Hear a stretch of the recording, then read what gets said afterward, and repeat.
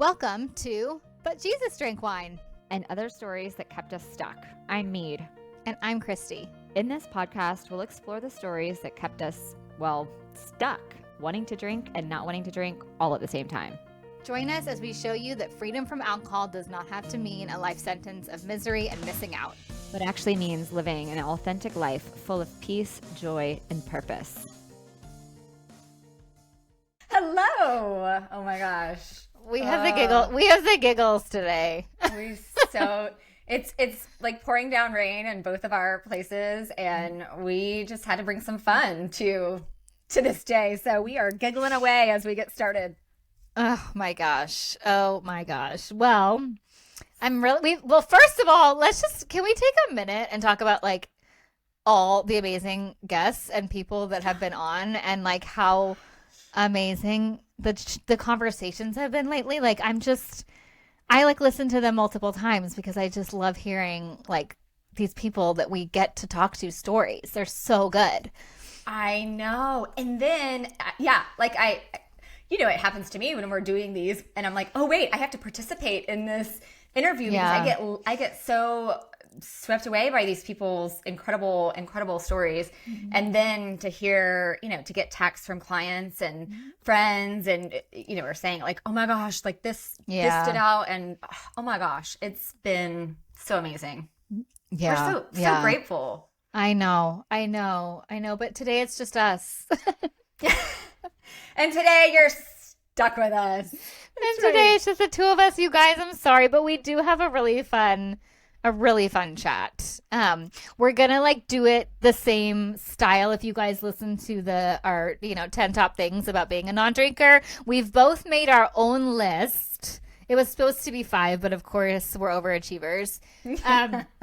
5 misconceptions of non-drinkers or women that live alcohol free, because I think it's important to point these out as total baloney. Yeah, let's call out the stories around non-drinkers, right? Yeah. Do you want to go ahead? I was gonna say this was fun too because the other episode we were talking about like the best things about having found freedom from alcohol and like the things that open up as a result. And I think this is a fun one too because it really hits at some of these fears that we have about how we might be perceived if we're considering stepping into this life and I mean essentially living differently. Like it's countercultural to live as a non-drinker in this day and age because alcohol is everywhere. So I definitely I'm excited about it. You want to kick us off? Yeah.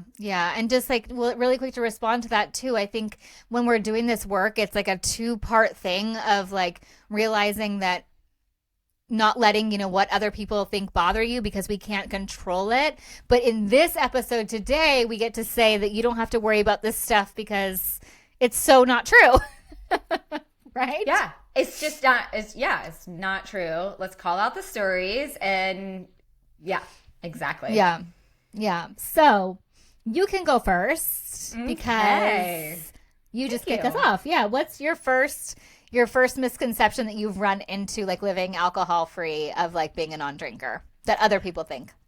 Well, I mean, I think the obvious one, right, in our space is that we can't drink or that we have a problem. And so I think that's an obvious one. And that speaks to, the episode we did, Am I an Alcoholic? And, we can point people to that episode to kind of get into the ins and outs of that. But I'm always brought back to this idea of, freedom is synonymous with having choice and, empowerment. And the fact that I'm a non-drinker, I mean, our old way of thinking, right, traditional programming would say that if you're a non-drinker, if you're the person that at a cocktail party that is not drinking, that must mean you have a problem.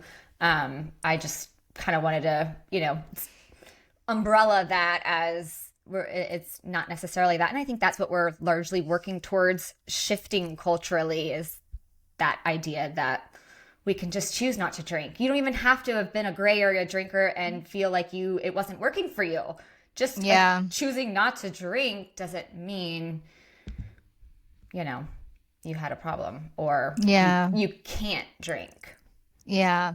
I had the same thing, but I had it split up into two. Like I had that, like we didn't have a massive rock bottom. Like that's obviously exactly what you just said. Like there doesn't need to be a defining moment. There can be lots of little moments, which you and I both have talked about that we've had, but it could also just be that you want to feel better, or you want to sleep better, or anything like that. And thankfully our society is shifting into that, like, oh, okay, this is being seen as a wellness decision, a health hack, the best thing that you can possibly do for your health. We are getting there, closer and closer to that being a realization. But I still think there is this misconception that if you don't drink, you've exactly what you said, you had some sort of massive problem. You had a massive like rock bottom, or something happened, or you're a self-declared diseased alcoholic. And that's just not true. It's not true for me. It's not true for you. And it's not true for pretty much everyone, I think, that ends up winding up in our coaching universe, right? Yeah. And I love how I hear all the time from people that have kids who are in that, I guess they're the Gen Zers maybe, that they'll say that, alcohol is my parents' drug, and they're choosing not to drink alcohol because they, for all the reasons that you just said, like from that, like kind of a health standpoint. And I love being able to share those other possibilities for why someone may choose not to drink in any setting. It doesn't automatically mean what it used to maybe mean when we were just thinking about it from a traditional programming lens. Yeah, that's so good. That's so good. And then like the other one that kind of like piggybacked on what you just said is I think there's a misconception that we feel deprived, and that we're desperate to drink, or wish that we could drink. Which is like, by the way, like rewind, that was my fear, right? I was so fearful that I would feel deprived, and I would feel like I was always desperate for a drink, but that I could not have it. But as you said, it's a choice. We choose that we don't, we are choosing not to drink. We can drink all the drinks that we want to drink. We're choosing not to, and that small shift from, I don't remember if I've told this story, but like, have I told the story about like how Carter would always take the wine list for me? Have we told this? No. I don't think so. Like we would like, he doesn't do it anymore because I've said it too many times. But anytime we were at a restaurant and like they handed the wine list, he would always grab it and be like, "Mommy, you can't have that."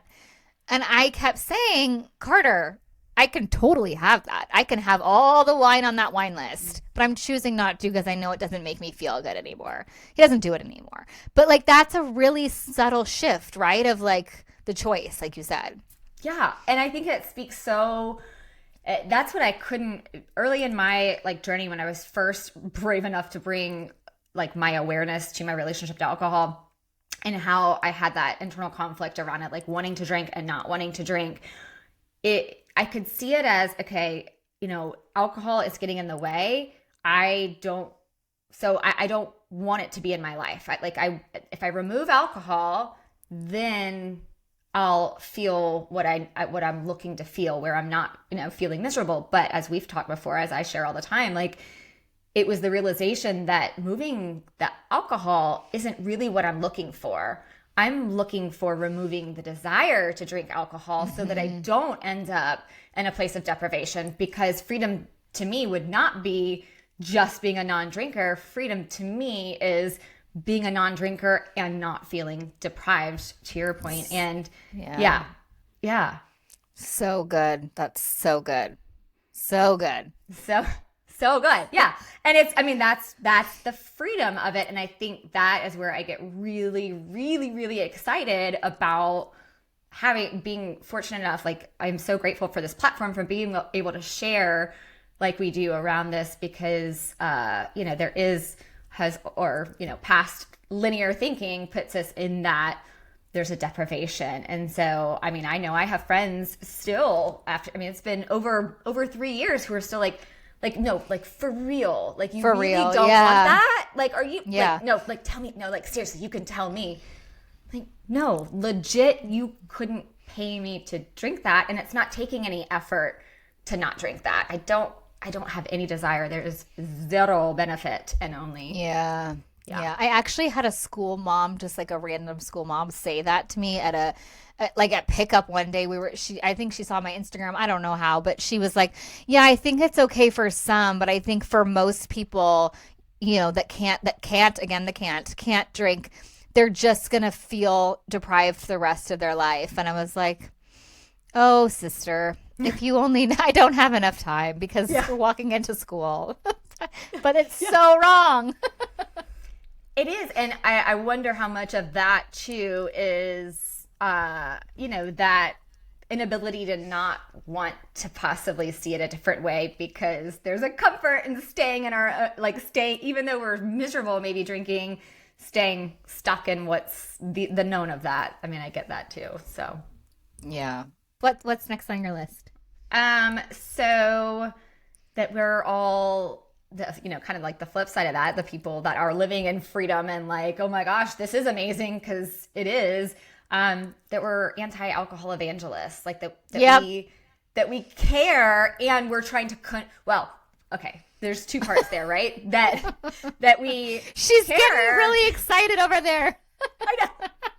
As I start preaching, I thought you were gonna jump up and start dancing. No, that's just my old. We really aren't evangelists. And she's like waving her hands like a oh my gosh. Okay. That's just my old trick knee acting up under the desk that I'm having to navigate. But yeah, like it's the that I care if other people are drinking, and there's a part of it that sure, there's when you know what you know about alcohol and how it affects our brain and our body and our health and all of those things, there is legit concern for people that we love and care about when they're putting that toxic substance into their body. But I do not care. I do not care if you drink or not. And I mean, you do you. Yeah. Yeah. I wrote down similarly, we judge other people that are drinking / we're counting your drinks. I promise we're not counting your drinks. I promise we actually have no idea how much you drank. I promised you that we're probably more concerned with what time we can go home and go to bed. I was just going to say, it goes back to 1, 2, 3, back to me. I'm not really paying attention to what you're doing. All I'm thinking about is I'm here as long as I'm having fun, but also I can't wait to go home and get a good night's rest. And so what time can where does it shift that I can, peace out? Mm-hmm. Yeah. Yeah. And that's the thing too, right? Is like, how could we ever be judgy and judgmental of people and especially when it comes to like the whole, moms who drink and rely on, alcohol as the way to get through parenting. Like, how could we judge when we're the ones that like spearheaded the club, That's the thing. I have, and maybe I'll drop these in the community. Gosh, I have so many pictures and videos of me in that place of just being stuck in that cycle. There is no judgment coming from me because I was there. Or if you're not there, like even if you're not stuck in that, like it doesn't bother me.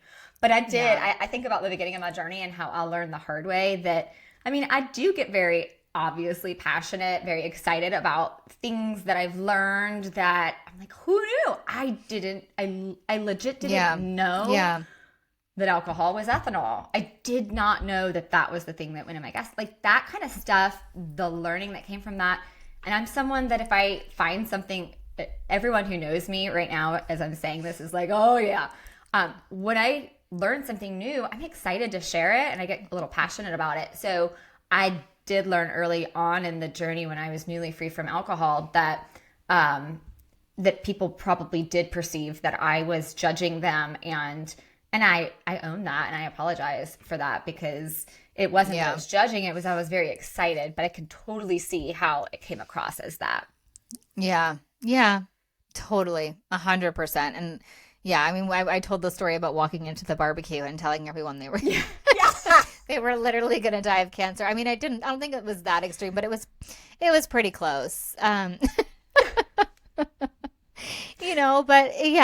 we're just not judgmental. And I think I actually like went back and re-listened to the Coach Scott episode because I wanted to hear what he said again about a few things. And we either he or one of us said something to the effect of like, we're just never going to understand anybody's relationship and experience with alcohol to the extent that we could judge, if that makes sense. Do you know what I mean? Yes. Am I making sense? Like, yes. I have no idea what's going on in your head. I don't know why you're drinking what you're drinking. So I'm not going to judge you for drinking because I don't know if it's because you're celebrating or because you're miserable or whatever it is. But like, I'm not in your head. So how could does that make sense? I'm not going to judge you because I don't know what your relationship is with alcohol for real. And I don't know why you're drinking it. And so that's, yeah. Yeah. Am I making any sense? Yeah, no, for sure. It's the idea that like we've learned that you can't, and I think this is part of like the process of removing shame from whatever areas of our lives where we feel shame around things we've done or said or thought or whatever, is that idea that we can't ever really know what is going on in somebody else's mind. So like we don't have the full picture. We don't have that. Like similarly, I can't know what you're thinking about me. So how am I gonna, think I have it all figured out what your situation looks like? That's not for me to know unless you want to share that with me and then we can talk about it. Yeah, exactly. And then, tie that back into that's the beauty of coaching, because that's when you do get to understand what someone's alcohol stories are and what they are thinking. But I think for the purposes of just us being out with friends, like you guys could, if you're a friend and you know us, we're not judging what you're drinking. We don't know how much you're drinking. We're not counting your drinks, and we don't care that you're drinking because we were drinkers too. Well, and similarly in the coaching relationship, I think this often happens when I'm newly working with somebody for the first time, and they're talking about like how much they drank or how much they're drinking, and they're using and they're looking for that, like, okay, well, I drank this much, and it's very amount oriented. And I'm like, I don't care, because number one, I'm not judging whatever that amount is. If you need to talk about that and we can look for the conflict in your thinking by you talking about that, like bring it on.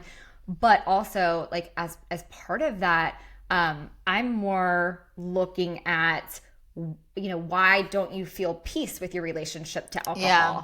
And let's talk about that versus, and the thinking that creates that conflict, and therefore, that kind of that action, that behavior versus, okay, like I'm drinking this much, and is that a problem? Well, I don't know. I don't get to call that for anybody else, right? Yeah, that's so good. That's so good, because it has nothing literally to do with the amount, right? It literally has nothing to do with the amount. And that's the problem, right? With going to any of these like random online tests or trying to figure out if you have a quote unquote problem with any of these things that you're Googling online, because it's not in the UK we talk about units. Is that what they say in the US as well? I forget. I think just drinks. Okay. Yeah. Okay. Yeah. So here it's units. Everyone's talking about like how many units you drink. I'm like, listen, lady, it doesn't have anything to do with how many units. It's like, how are you feeling about the 1 unit or the 15 units? I don't know. Yes. Let's talk about how it's making you feel, Yes, exactly. Yeah. We got on a tangent. That's okay. No, not us. All right, you go next. Okay, well, I've moved all around here. Okay, so one of the ones on my list is we are going to be in quote unquote recovery for the rest of our lives. And so this again, I think ties back to the idea of, not the idea, like, being free. As like, your podcast, your Instagram handle. I'm not sober, I'm free. It's so good. I love that. But this idea of like, you're free from alcohol, and then you get to do, as you always say, this amazing work that we get to do on all the other things when the alcohol piece is removed from the puzzle, right? But I'm not in recovery. But at the same time, I was thinking about this today actually, because someone wrote something on my Instagram and I was like, no, I'm not in recovery, but I'm also not recovered, right? Because again, it's like it's work that we're doing because we get to do it, because we want to figure out how to like just live our lives in a more purposeful, for the good of others and glory of God, all of that. And life doesn't become perfect when you remove alcohol from the picture. Like life is lifey and things come up, and you have to deal with mindset, stuff and coping mechanisms and boundaries and everything all the time for different issues. But I'm not in recovery. Like I'm not. I get to do amazing work to become a better daughter of Christ and mother and all of that great stuff. But it's not an everyday battle, and it's not like I'm. Am I making sense? Yeah. No, I totally. You're not. You're nodding. You're nodding. So I think I'm making sense.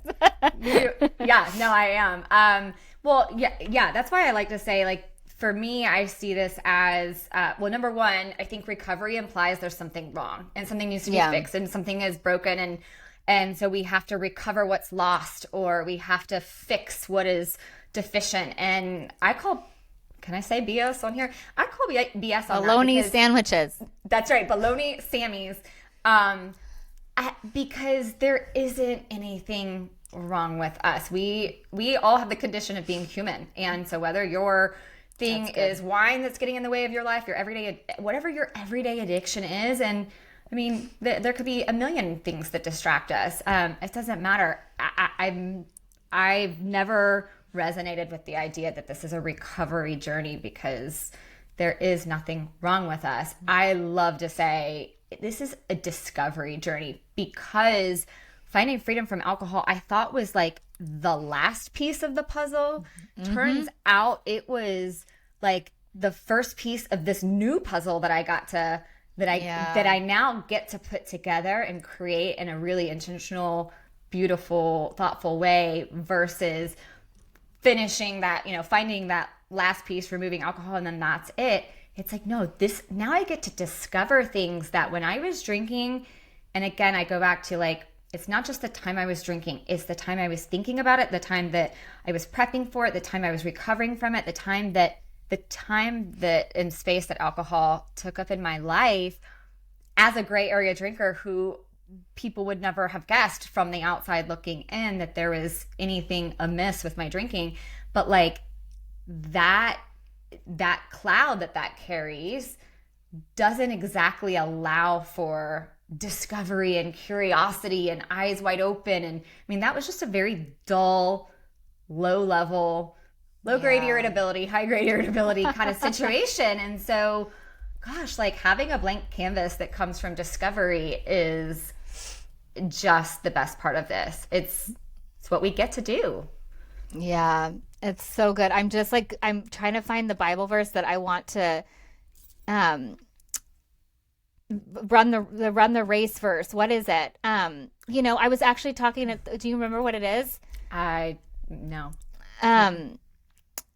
So anyways, I think it was Paul talking about running the race, right? And so I was actually talking about this with a client today, because she was talking, she's come so far, she's doing so amazing, she's hitting 100 days alcohol free on Monday, and she was like feeling like that she should feel like more finished, right? That everything should be perfect, and the unicorns and the rainbows should be flying everywhere, and the work is done, and that's not. And I said, but what is the Bible? Like, what does the Bible say? The Bible says the race is over at the end of our life, right? That's when we get to say we've run the race. That's when we get to say, like, here's what I did, right? It's at the end. It's not when alcohol is removed. It's not after you do a bunch of other self-development work. There's still stuff, because life is lifey. And it's how you deal with all of those obstacles that come in your way. And so, yeah, I don't know how we got there, but like, I don't love the recovery idea either. And I feel like on one hand, right, it's like, we put the alcohol thing to bed, but there's so much other great stuff that we get to do. And so, but it doesn't feel like it's something that's akin to a recovery. It feels like such a much more beautiful, positive thing that we get to do. Yeah. Well, because we step out in freedom as our human selves versus, when alcohol is taking up that much space in our lives and maybe has, is sitting on the throne of our hearts versus, having the Lord as on that throne. It's, of course, that journey's never done, because how easy is it to then have something else that distracts me and takes up maybe that space? But that's also part of, running the race and growing more connected with the Lord in the process versus checking out, Yeah, and the devil, evil, the enemy doesn't stop planting other stories just because we've dispelled the alcohol ones, right? Then you get to for me, and we don't have to go down this whole road, but like for me, when the alcohol stories were overturned, like I had to deal with the body image story and the diet story and all of that story, and that's still kind of in there somewhere, and I still like struggle with that, but there are other stories, and that's the whole point of the enemy. Like that's where he gets in our mind. He is the one that is planting these like false stories, and he is the one that, like, when you overturn one, he's going to put something else in. And so it is forever work, but it's amazing. Yeah. Yeah. So good.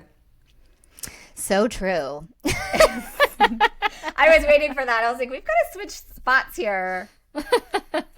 Just, mix it up a bit. Keep you on your toes. I have one client who says she can't tell us apart, like our voices, and I'm like, but can't you tell that Mead's so Southern, but you kind of you dip in and out of like the Southern drawl. Is that what you call it, drawl? Oh my gosh, we're Looney Tunes today. We're Looney Toonies. Well, if it's, I don't know, you might hear a little Valley Girl in there too from me. So maybe I've replaced the Valley Girl with Southern, but I love that she can't tell the difference, because I love your voice. I love your voice too. I literally can't, you guys. I can't actually, when I'm listening to these back and I start to laugh, like my shoulders go into my ears and I cringe, because I'm like, who wants to listen to that laugh? It's like nails on a chalkboard. I'm so sorry. Yeah. What is that? That's so not true. I love your laugh, but what is that thing? I want to know what that, any scientists out there or whatever, let us know what the thing is where you can't stand your own voice. Oh, yeah, it's the thing. But yeah, what is that thing, or your own laugh? Because yeah. I have a friend. I actually have two friends. I have two girlfriends who refuse to leave voice notes. And I'm like, how you and I voice note each other all day long, all throughout the day and night? Like, they refuse. And I'm like, but it's so much easier because you just press the button. Yeah. Oh my gosh, so true. How did we get here? I don't know, but it's super fun. I don't know, but I love us. What's next? I'm having a ball. I don't know. I mean, this ties back to like all the things too, but that we're boring. I mean, clear. Oh, that was my first one. We are boring, no fun. Wait, did you type yours out? That's so cute. No, this is on my little remarkable pad thing. Oh, okay. Yeah. You have to get yours back. Didn't you say you gave it away? You have to get it back. It's so helpful. I write. Oh, right. Oh, sorry. I like color. But like, I think we're really not boring, we promise. Do we even have to say any words about that? Because I feel like this whole conversation's proving that. No, I don't know. I do like to say words about this because I'm really proud to report that I have danced on a table. I have sang karaoke. Yeah, I have. Get it, girl. I have sang karaoke, and there was another one that's like totally wild and crazy that I can't remember. But like, I've done all that stuff not drinking. So how's that boring? Yes, and I have some pictures of me dressed as Big Mama with little sis, my 8-year-old. Who's Big Mama? My middle child, he named me Big Mama when I was pregnant with the third. You're the smallest mama I've ever seen.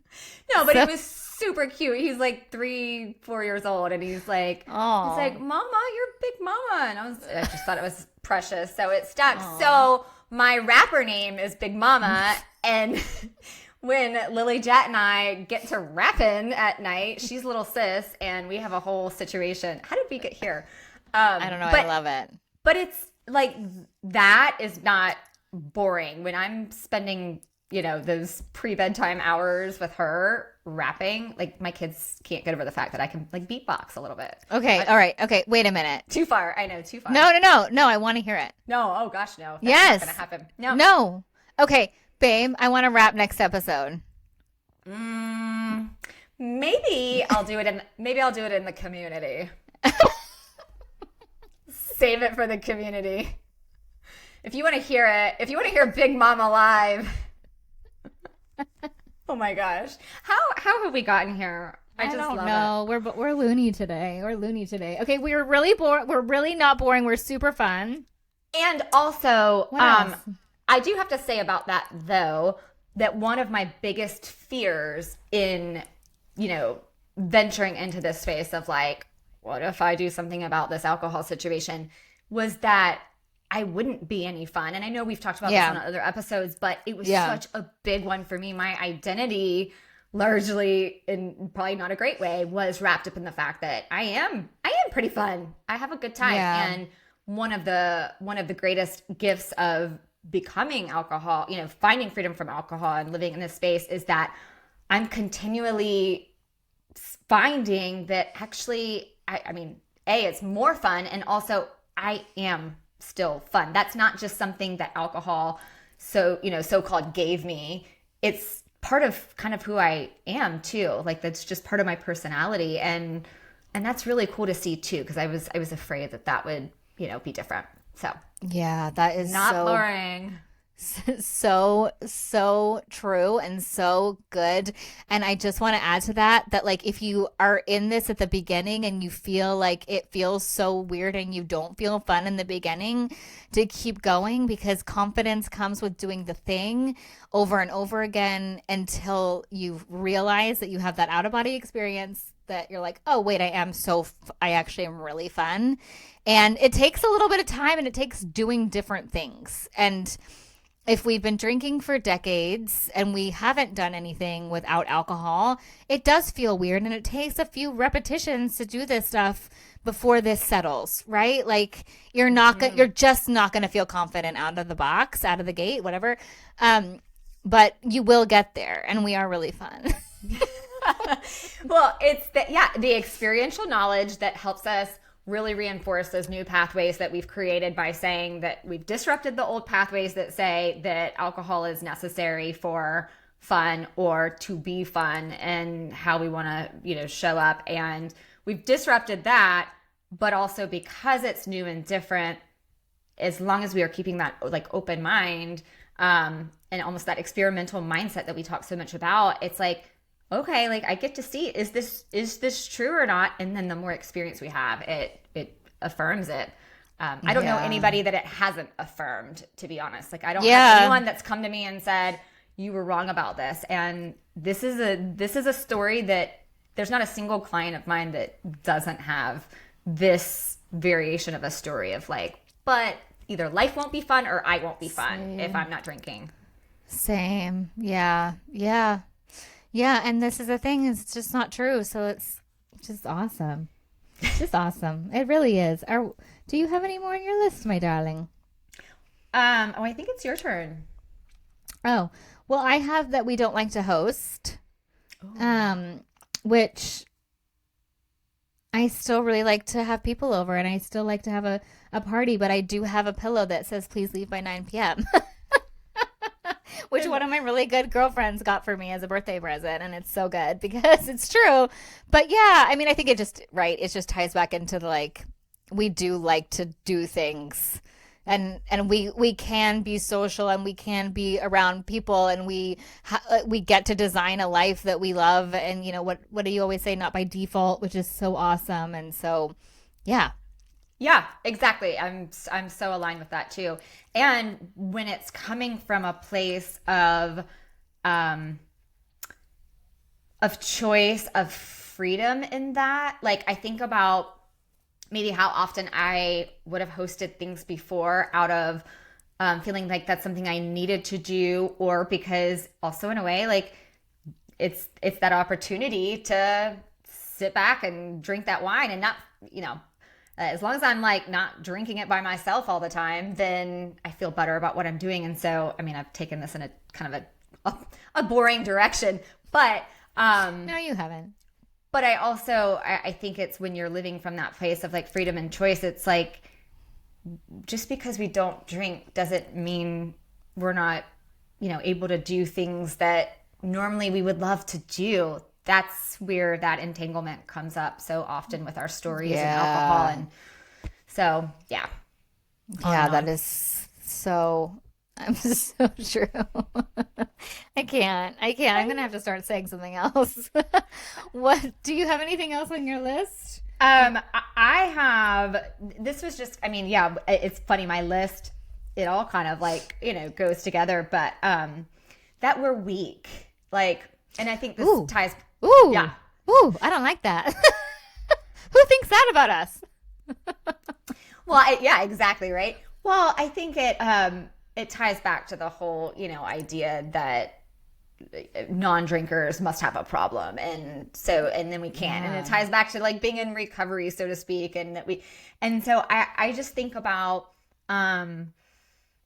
how hard it is to live counterculturally. And I mean, I know we kind of like talked about this in the beginning, but this is something that just comes up over and over again, like how I love seeing my clients stepping into that confidence and boldness and that comes with finding freedom from alcohol, that when they're stepping out there like as a non-drinker, like loudly and proudly as a non-drinker, I mean, there's nothing weak about it. It's super cool. And I also see where when we're stepping out loudly and proudly, boldly, confidently as non-drinkers, I can also see where that probably creates some of the other like misconceptions about non-drinkers, and that we're anti-alcohol evangelists and that we're judging other people. But it's more about that we're doing this kind of like really cool thing to live counterculturally. Like it's not easily done.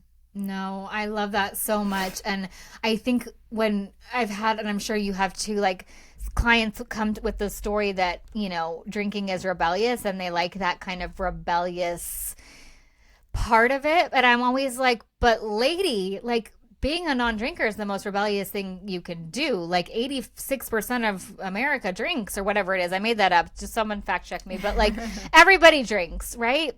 Being a non-drinker, as you said, is countercultural. Being a non-drinker is the rebellious thing. Being a non-drinker. Oh, and I was thinking about this today, by the way, with two guests that I don't know when they're coming up, but like two guests have said, like back to back, that like they made the decision to live alcohol free because they wanted to live a life that was set apart and that was, just an exceptional life. And they realized that cutting out alcohol meant that they could live that set apart, exceptional, life of, but whatever that we're not going to talk about the guests, but like I was thinking about that today, that it's just, it is the different thing to do. And I know that can sound scary, but if you flip it on its head to just like being the change maker, being the brave one, being the generational trauma blaster. I don't know, I'm making this stuff up, but like, you know what I mean? Like, it's just, it is so cool.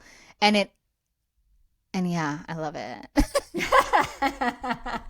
I love you so much. It is so cool. And you're exactly right. It's that the people do find that like, it appeals to my rebellious spirit to be a drinker. And it's like, wait, that's a story, and let's look at this a different way. Actually, the more rebellious thing is to live counterculturally, and whether it's in choosing to be free from alcohol and not drinking alcohol, or living alcohol free, or whatever you want to call it, or we're stepping out boldly, confidently as sisters in Christ and daughters of the King. Like that is something too. I mean, that's countercultural. And so it just, I don't know, it all fits together. Of course it does. And it also is one of those where I'm like, well, stepping out in that way too. I mean, it's not all by our power and our own doing, which is even better. Yeah. Yeah. Do we have a Tina today? Oh, yeah. Oh. Oh. Tiny Tina time. Tiny Tina time. Yeah, I think just like, I was just going to say, just if any of these misconceptions have like held you back, be open. Here's a new one. Be open to be curious. Be open and curious. Change your thinking, change your drinking. That it might not be correct because we just told you that it's not true for us. Yeah. And if there's any, so yeah, I love how we do this. We're like one tiny new action and we're like, and here are 3, because I'm going to add on to that. If any of these, if you notice like a charge in any of these or like a react, like if you felt a certain like, with anything that we've said today, anything that's made you uncomfortable, or pay attention to that and be open and curious about that and what it could be pointing to in the way of a fear that you have and how that might be holding you back in your journey. So your Tina was so much better than mine. No, we planned that. You cue it up and you pitched it to me and I hit it. Is that the swords analogy? I don't know. Look at us. No, look at us. Our husbands will be really proud of us bringing in sports to the episode. And for our male, not that you have to be a male to like sports, you could be a female too. That's a story. It's a story, exactly. We're going to dispel that one here today too. But for our male listeners, are you going to start talking about UVA basketball? Because I think basketball season's over. No, but I could get into the Braves. We're in the middle of baseball season. Oh, that's right. Oh, that's right. Oh my gosh, did we talk about the game? Was it fun? They lost. No, we lost. It was cold and miserable. Oh no. But we're fine. But the kids liked it, right? Of course, yeah. Okay. Do you have well, obviously you don't have Dodger dogs because you're not in a Dodger stadium. But what are they called? The hot dogs? Do they not have a special name? Hot dogs. Wait for it. Okay, well, Dodger dogs are way better. That is a lot cooler. Maybe Bravo dogs. I don't know. Atlanta Braves, Bravo dog. No, they probably don't do that. I'm not sure. Good question. I'll report back. We'll hit up another game. I'll report back. We are totally loony today. Okay. I know. Did you bring the Tino home? I'm not sure. Oh my gosh. Okay.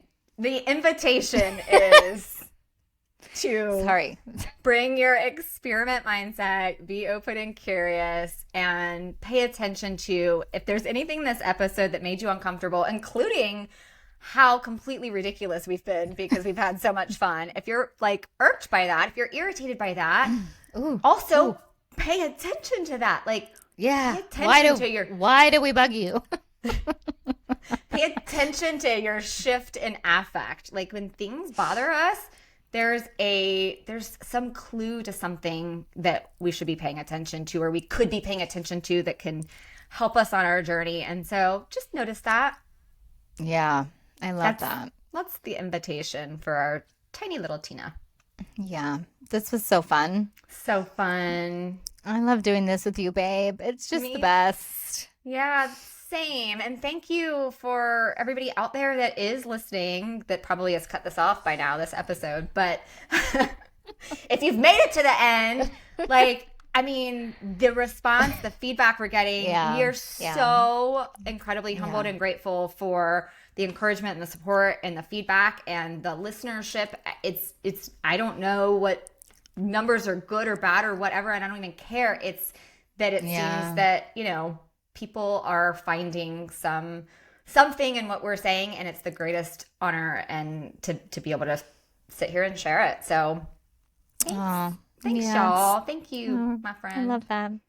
All right, ladies and any gents out there, we'll see you next Monday. Bye, y'all. Bye.